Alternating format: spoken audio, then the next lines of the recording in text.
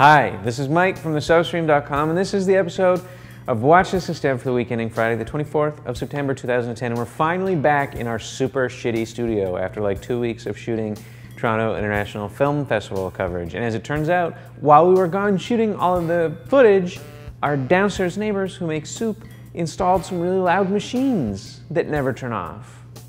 So sorry about that.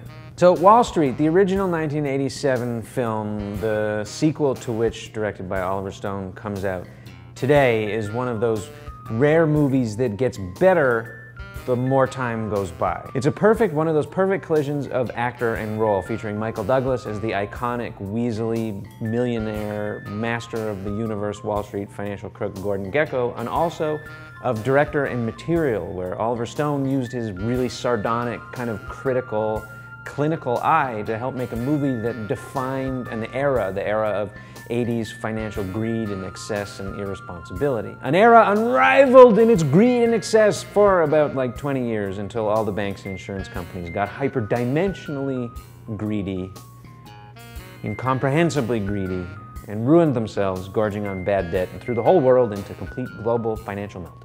So they made a sequel, as you do, and as in the first film, the massive oily pleasure of Wall Street 2 is watching Michael Douglas be Gordon Gekko, who is a now freed from jail anti-hero who it turns out may not be such a bad guy after all, considering that he was in jail while all of the rest of the bankers garbaggioed all their money, giving $400,000 home loans to unemployed people that were literally lying down in the street on fire.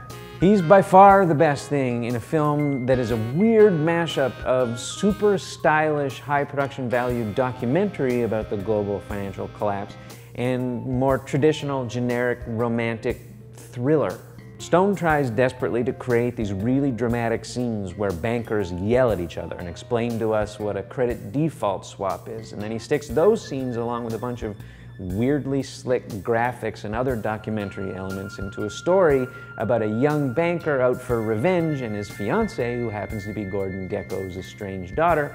And they're played by Shia LaBeouf and Carey Mulligan, respectively. The performances are good. Douglas is chief among them, and they, along with Stone's really strong visual eye and sense of detail, all the locations are amazing, they're all beautiful, everybody's wearing amazing looking clothes, are what saved the film from being a bad film. It's not good, no, it's too talky and jumbled to be good, but when it tries to be entertaining rather than didactic and lecturing, it is good and it is entertaining.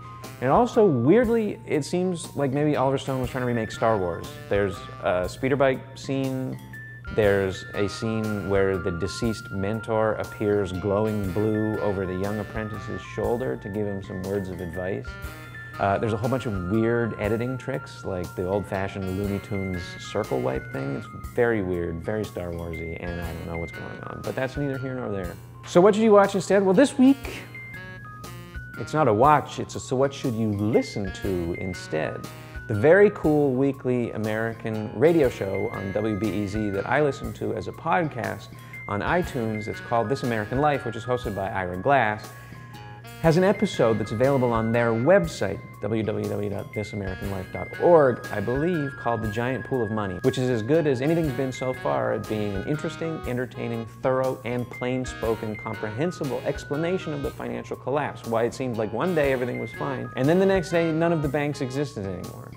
Lehman Brothers doesn't exist anymore. How do banks go broke? Because it's not an Oliver Stone movie from 2010, it doesn't have a bunch of subplots about revenge and romance, and it doesn't have a really good Michael Douglas performance in it, so you have to take that into account. But after listening to it, I did feel slightly less like a gape, staring idiot at the looming mystery of the machinery of the world that seemingly operates with no knowledge or input from me anyways, after I listened to it. So maybe it'll do that for you. Maybe just listen to it while you're watching another Oliver Stone movie, one of the older, more focused, more coherent ones, like maybe Talk Radio. The Doors? Not The Doors, that's not coherent. The Doors is insane. It's about riding a snake and going on peyote. Watch Talk Radio, listen to some Talk Radio. The Giant Pool of Money, This American Life. Great.